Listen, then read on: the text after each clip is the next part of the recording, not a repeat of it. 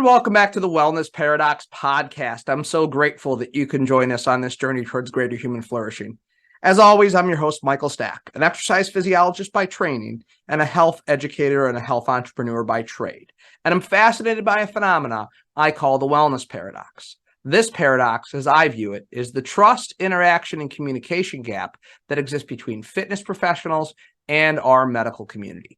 This podcast is all about closing off that gap by disseminating the latest, most evidence-based, and most engaging information in the health sciences. And to do that in episode 110, we're joined by Gabby Rivero. Gabby's background is in dance. And in fact, she took her love and her passion for dance to follow it to a degree in theology, believe it or not, to get a better understanding of how dance is viewed in our society. And then she carried this forward to creating a business that is all around using dance or movement to become aware of and express emotions. So this is very much a conversation that intersects movement and mental health, which is certainly such a prominent conversation to be having, given the mental health crisis that our nation is facing. And Gabby's perspective, I think, is fascinating because it brings in aspects of mindful movement that you see in things like yoga, you may see in other forms of mind-body exercise, but you even see when somebody goes into the gym and is angry and punches a punching bag to express that movement. I think there's a lot of interesting pearls in this conversation that are somewhat perspective shifting around the way movement and dance can be used to express emotions, be aware of emotions, and most importantly, improve mental health.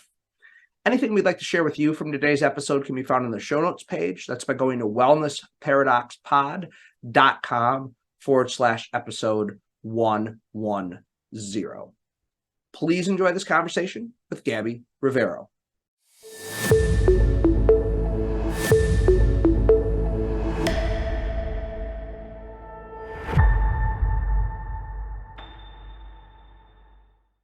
Today, I'm delighted to be joined by Gabby Rivero. Gabby, nice to have you on the podcast. Yes, thanks. I'm so glad to be here. Thanks for having me. So shout out to our mutual friend, Marianne Murphy from the Medical Fitness Association for recommending you for the podcast. You mentioned before we got on air, you met at a networking event. So super excited that Marianne and I were able to connect with you and have this conversation. This is going to be a fun one because it's certainly something that, and this is true for anyone that knows me, knows that I know nothing about dance, nor do I have the ability to do it. But dance is certainly a big part of kind of the fitness culture in our country. I think of things like Zumba and other things like that have really been a way for people to move their body in a way that's fun, but also exercise based. But you have an interesting take on it, and I'm excited to be able to dive into that. So before we actually dive in to what you do, why don't you just tell us a little bit more about you and your background and kind of what led you to this point? So I'm Gabby. So basically, I started all of this. I started the company last year, but this has actually been a culmination of about 10 to 12 years of research. So I'm a dancer. I've been a dancer for pretty much my whole entire life. I've understood movement as a way to process, and I was using movement to do that. Mm-hmm. But what I started noticing, especially when I was like a teenager, was how different spaces felt a uncomfortability around movement, where they weren't sure if they wanted to engage with it, where I had friends that would tell me, oh, no, I don't do that dance stuff. That's only for you guys, which I'm like, well, why? I mean, you can move. And they're like, no, I don't have rhythm. And I'm like, well, you have a heartbeat. And they're like, oh, no, but it's not for me. So I was like, okay. So what I started noticing consistently was that there was just this constant disconnect where I understood movement as the way to engage with the world, but others were seeing movement as wrong, as inaccessible. So I started asking the question of why, what's going on? So I went and actually got a master's degree in theology to understand the rejection of dance throughout early Christian history.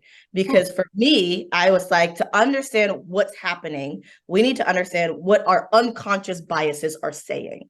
Because I'm like, this is not a current issue that just popped up out of nowhere. This is an issue that has been impacting our culture for decades. Yeah. So I went and did all this research to figure out what's going on and why have we rejected dance. But as I did the research, I started realizing it wasn't that we rejected dance. It was that we rejected the body. And it wasn't that we just were rejecting the body, it was that we were rejecting emotions. So then the question became, how do we reconnect these things back together as one?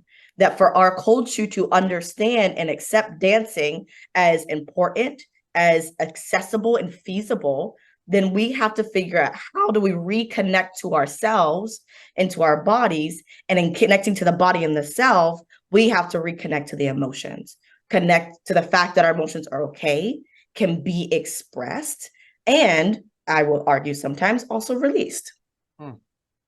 Fascinated. You definitely coming at this from a different perspective. Admittedly, I read your bio initially, and the theology angle I thought was very interesting. But to hear you go on your journey and to come to the realizations that you came to, I think is fascinating. And then you did what seems to kind of be a bit of a logical next step, is you said, "Hey, I learned all this stuff.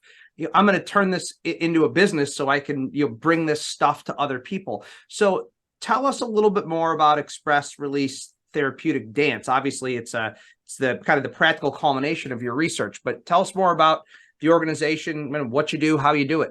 Yeah, so it was exactly that. So I did all this research and I was like, what do I do with it? Nobody cares. And nothing to do with it. And I started having kids and I'm like, I guess I'm a mom. I guess that's my role, which is great. But I did this research. So let's see what happened. So essentially what happened was last year, my kiddo was 4 at the time, and he came home and he was full tantruming.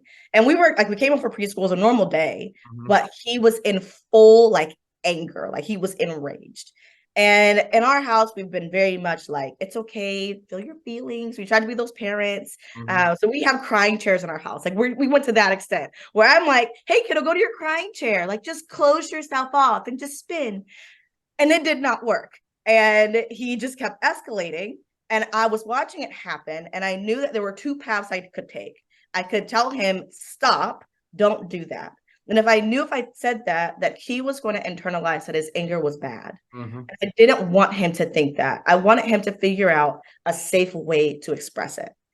So it was this moment that my research and practicality kind of culminated. It coalesced into a practice where I watched him just screaming. And I stopped and said, shake the anger with your head. And he legitimately just stopped.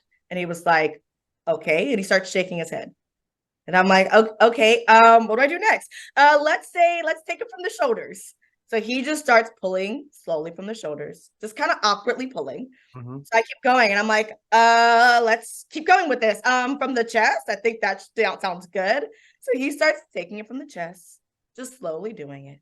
And I just keep going and I get to the stomach and I get to the feet, and at the feet, I'm like, okay, with all your anger, let it out with your feet. And he starts stomping and stomping and stomping. And I'm like, all right, now with the whole body, let go of your anger. And he started dancing. And he started turning around the space. He was throwing himself to the floor, getting back up. And I saw this 4-year-old kid, no background in dance, never went to a dance class, never had technique. But he had a beautiful expression of the self, of the body, and of the emotions. And it was at that moment for me that I said, that's what it is. That is what this looks like. It's creating spaces for people to come together, and that it's okay that they're not okay. That we can literally sit together and understand the emotions with movement. So we have a full embodiment of the self around the emotions.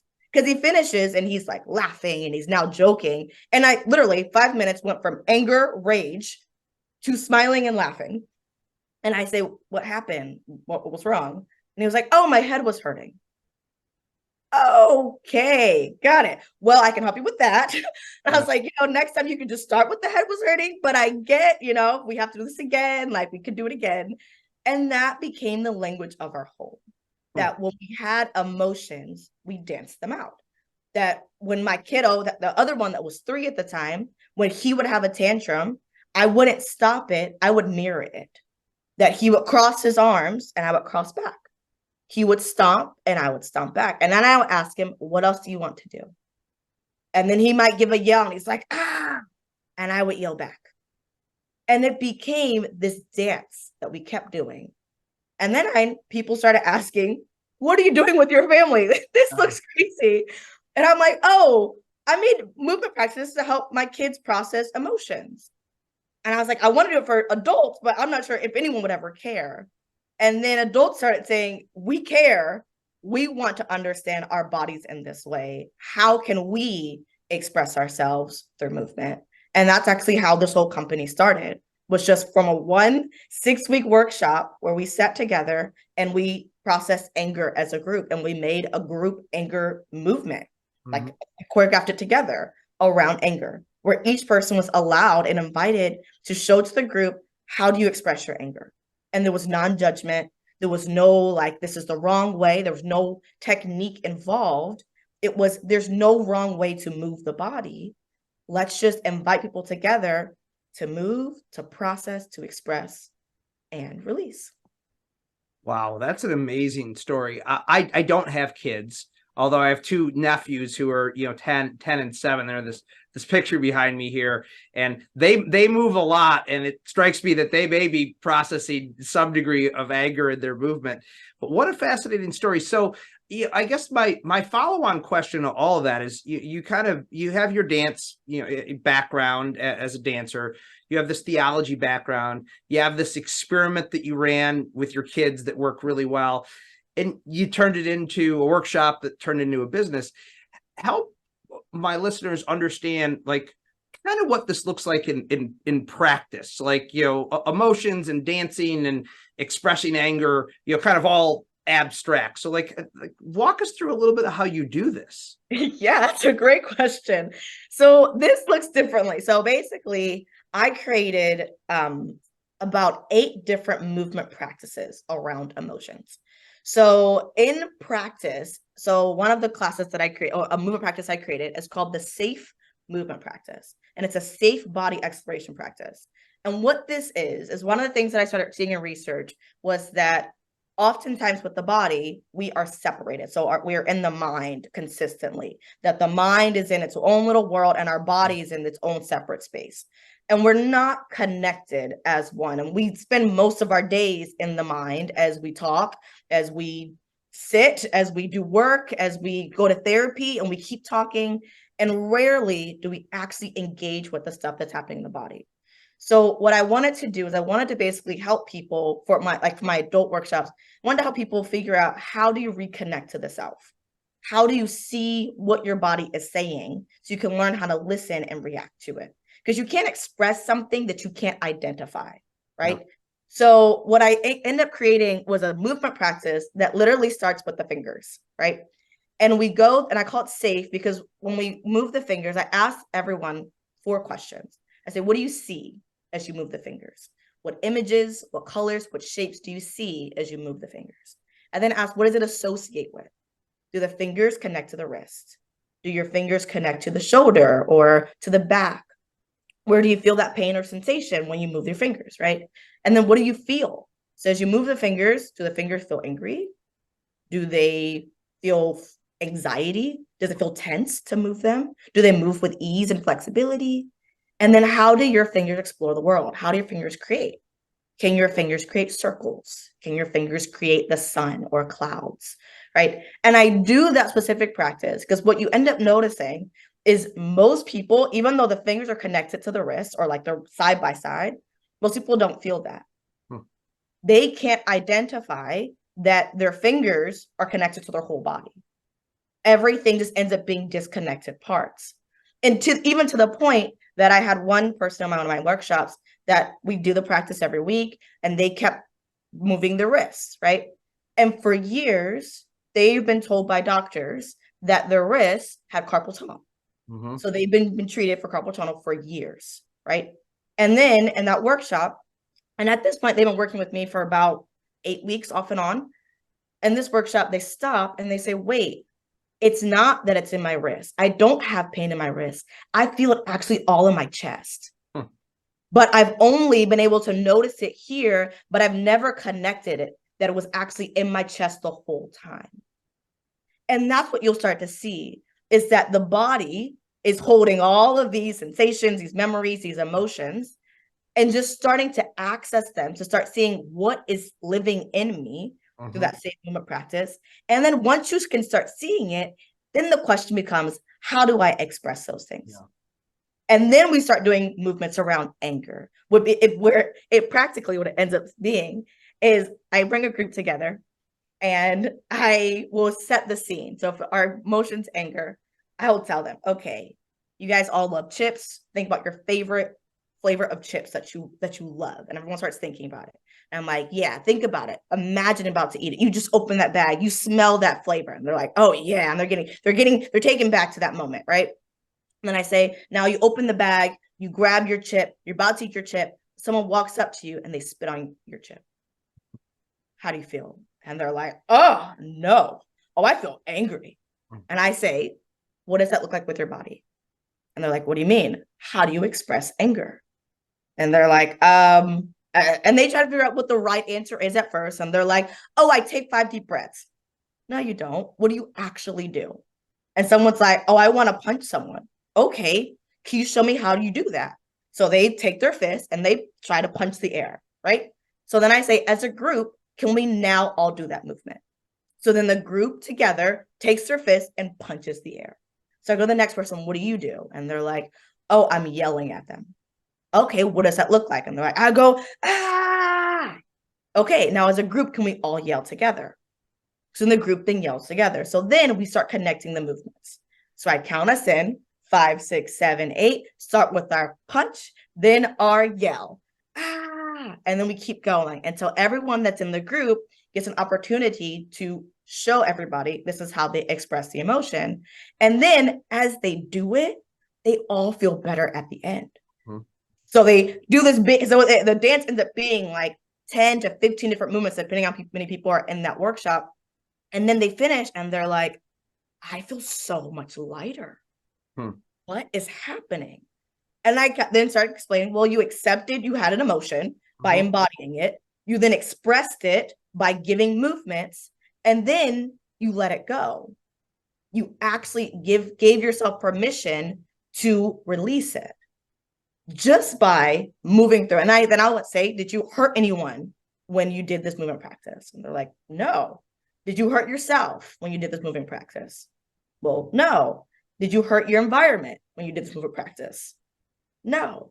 But you were still able to express and release that emotion without hurting anything around you. And then it's the one of mind blown and they're like, whoa, this is amazing. So yeah, that's kind of pretty much what I do. That is amazing. So I guess I have a lot of questions I feel like I could pull from that. But the thing that I'm most curious about is, you've been doing this for a while now. A lot of people have experienced this. Certainly there's the acute effect of everything you just explained, right? Like, they envision somebody spitting on their potato chip, they do the dance, they feel better. It's an aha moment. But I'm curious what you're hearing more longitudinally for people, like as they apply this practice to their life, what are they noticing? So what's kind of the longer term outcomes you're seeing? Yeah, that's a great question. So what we're noticing is that basically through learning how to do this, is that people are able to recognize what they're feeling. And I think that's actually been the hardest part in society, is being able to identify, I feel a thing and I can do something about it. Because for so many people, they feel things, but they don't feel like it's safe to feel it. They try to avoid the feeling.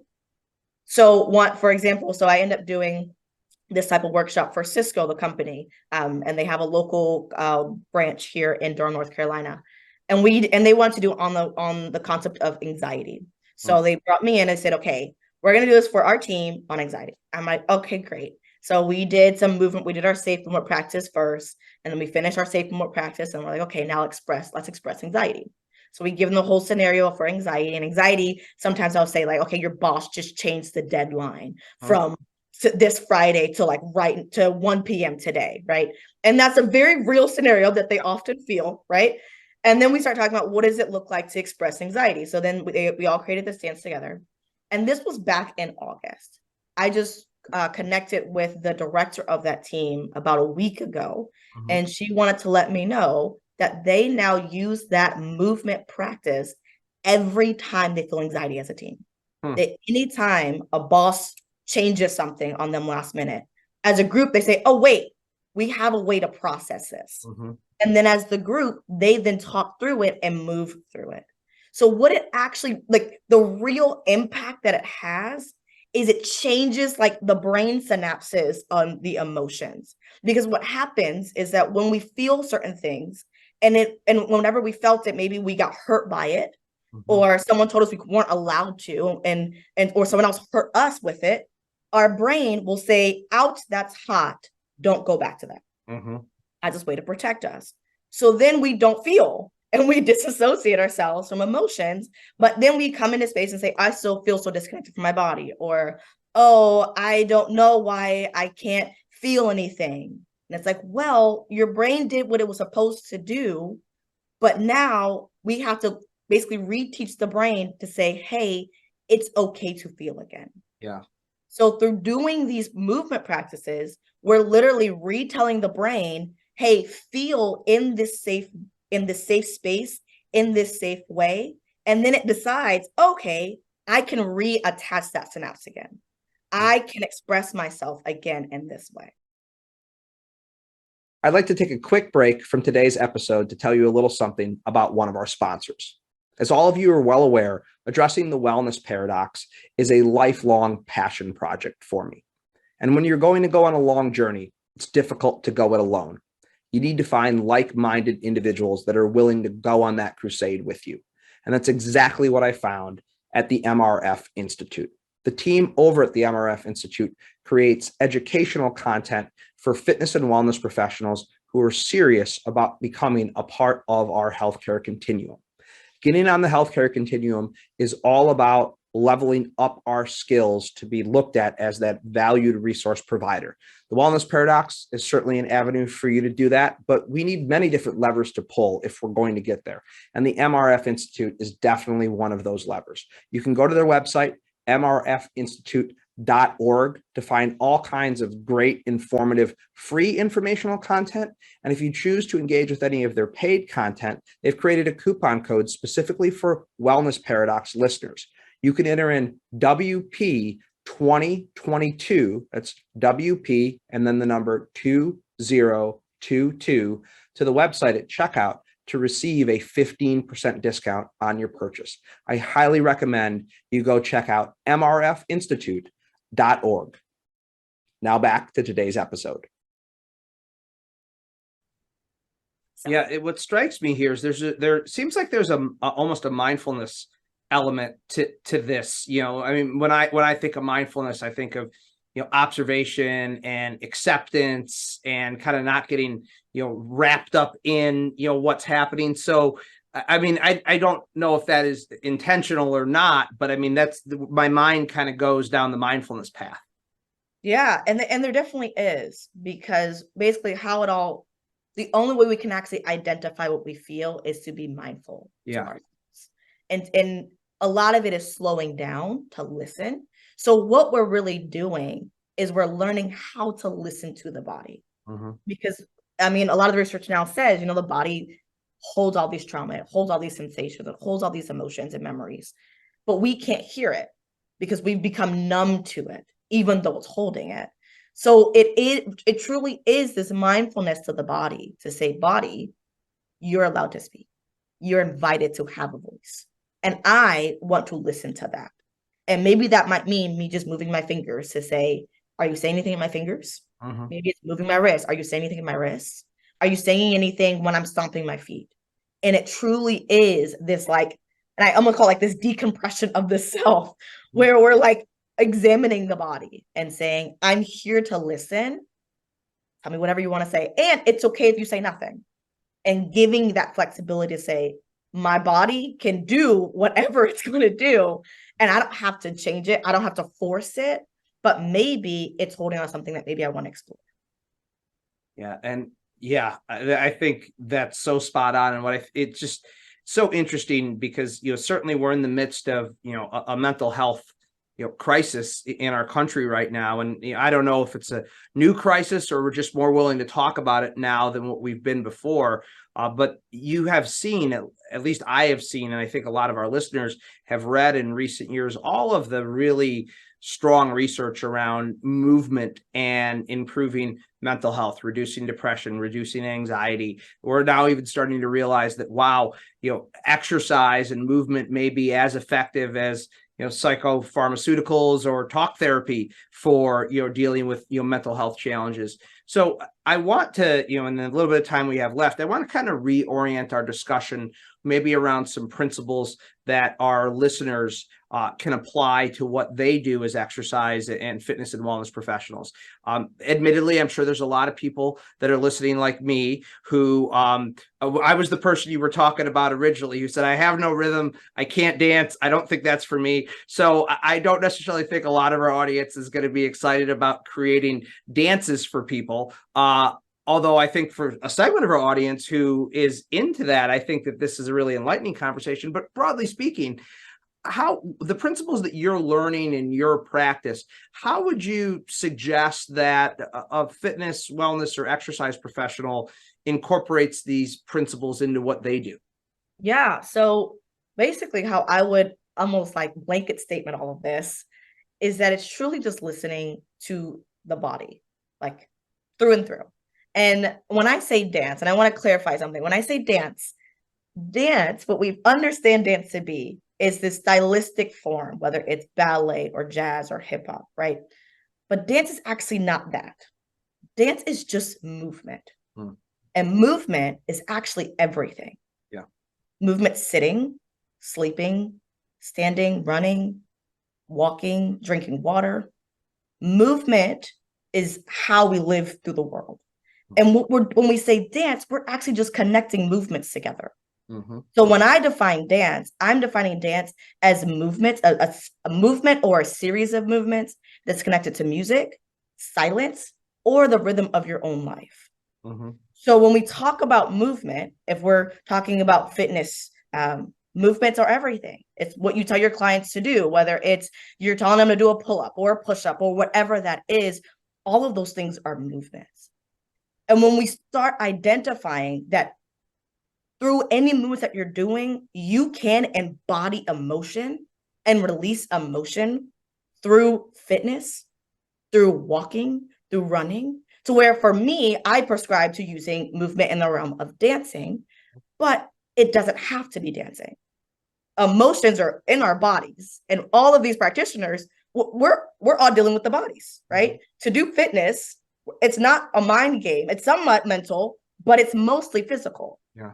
So it's truly just learning, okay, I have my client, and yes, maybe they want to change their weight. Maybe there's something fitness-wise that's their goal, but is it truly just a body change, or is it a disconnection from the self? Yeah. And maybe they're not dropping those pounds because they feel disconnected from their self, and they can't even identify the body. So truly everything that we're doing, whether we're fitness or wellness, it's going back to this body, that how does the body engage, and how can I look at your body and say, hey, maybe we're doing this push-up, but I see that you actually look really pissed. How about every push-up, you push out that anger? Maybe it's a pull-up. You pull up that anger or that anxiety or whatever that is, because you don't have to do dance. You could do any movement. But if it's true that our bodies are holding these emotions and these sensations, then any movement actually allows us to release them. Yeah. So what I'm taking from that, and I do appreciate your broadening of the definition of dance, because I think that makes it sound a lot more approachable to many of us that are scared to death of associating our body movement with some sort of music.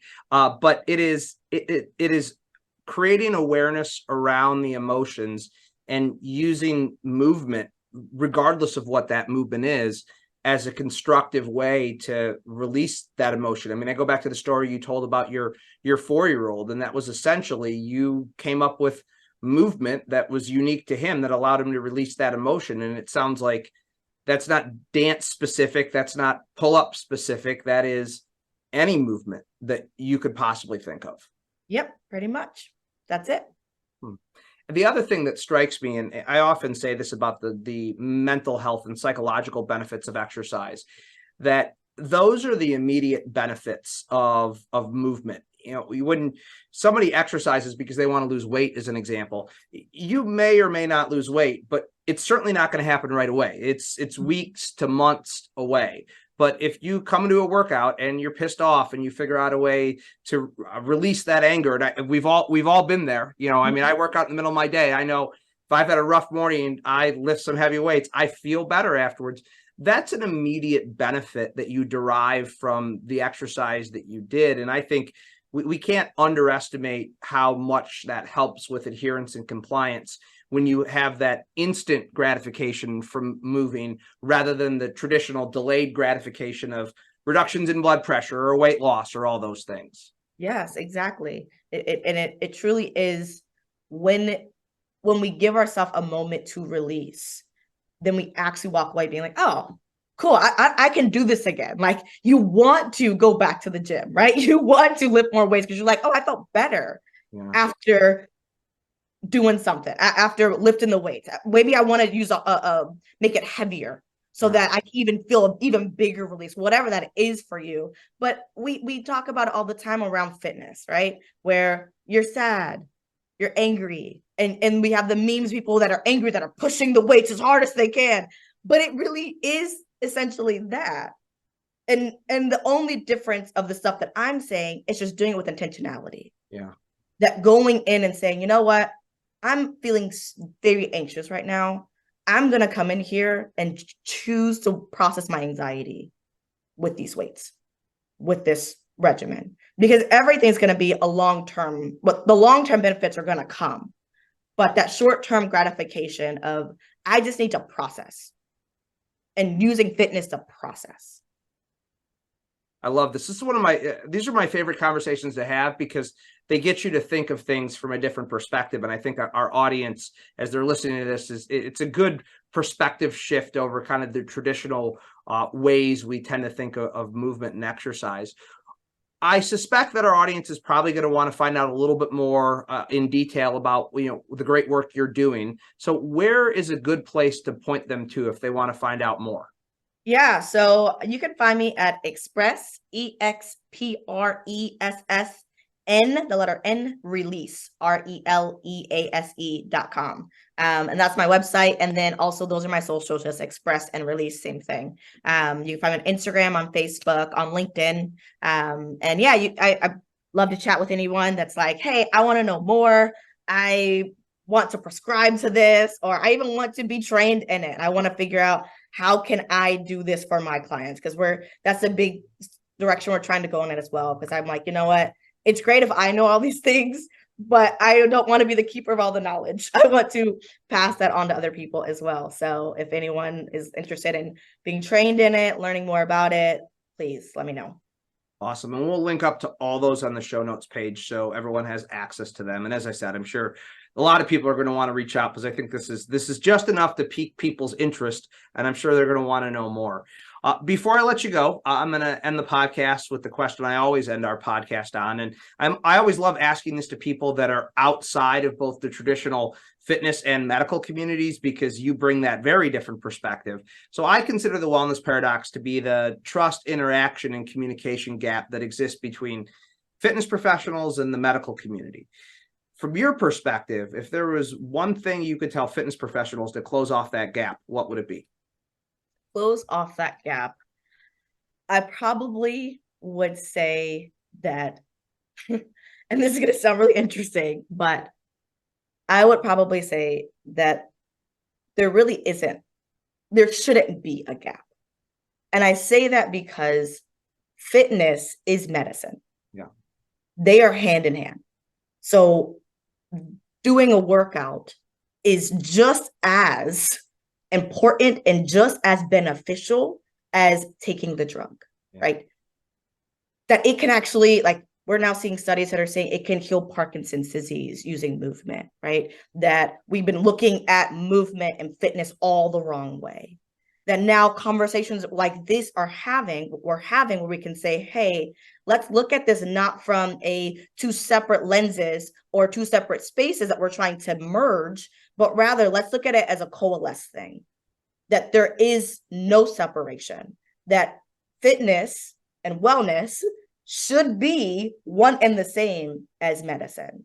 And that as with doctors and practitioners, they have to figure out how do they make that coalesce, that collision, because that is where we're at as a society, is not just saying, oh, I'll just add this in later, or, oh, it's just too much work to throw in some fitness into my regimen.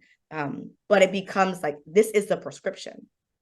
That sure, you have doctors, but how would it be a society if a patient comes in and they're like, hey, I'm having all these issues, and the doctor writes a prescription and says, hey, I'm prescribing you to go do fitness. Yeah. And here are the providers that we have. Like, how would a society change if that became the new language? Where I think that is where we need to be going, to this point that it's not us in this umbrella, but it's us in this intermix. Yeah. Well said. Our audience will agree with that wholeheartedly. Gabby Rivero, thank you so much for joining us on the Wellness Paradox. Thank you for having me. I love this conversation. This is great. You guys are awesome. I love the stuff that you guys are doing. Thanks for letting me be a part of it. Well, I hope you enjoyed that conversation with Gabby as much as I did. If you found it insightful and informative, please share with your friends and colleagues. Those shares make a big difference for us. Any information we'd like to share with you from today's episode can be found on the show notes page. That's by going to wellnessparadoxpod.com/episode 110. Please be on the lookout for our next episode when it drops in 2 weeks. And don't forget to subscribe through your favorite podcast platform. Until we chat again next, please be well